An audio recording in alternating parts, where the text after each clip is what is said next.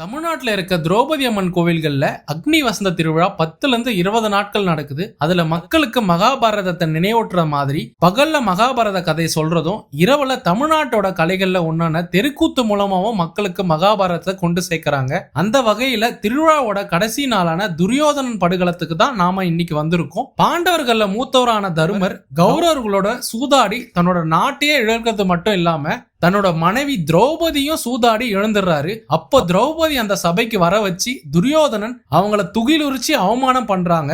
அன்னைக்கு திரௌபதி ஒரு சபதம் எடுக்கிறாங்க. என்னன்னு பாத்தீங்கன்னா, துரியோதனனோட ரத்தத்தால தான் கூந்தலை கழுவுற வரைக்கும் தன்னோட கூந்தலை முடிய மாட்டேன்னு அந்த சபைக்கு முன்னாடி திரௌபதி சொல்றாங்க. மகாபாரத குருஷேத்திர போர்ல எல்லாரையும் இழந்த துரியோதனனுக்கும் பீமனுக்கும் இடையில நடக்கிற சண்டை தான் இந்த துரியோதனன் படுகளம்.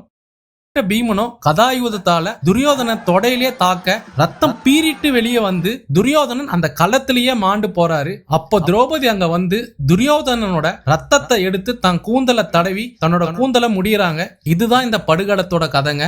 எவ்வளவு பெரிய ராஜாவா இருந்தாலும் தவறான வழியில போனா அவங்களோட நிலைமை கடைசியில எப்படி ஆகும்னு மக்களுக்கு இந்த கதை மூலமா தெரிய வைக்கிறாங்க.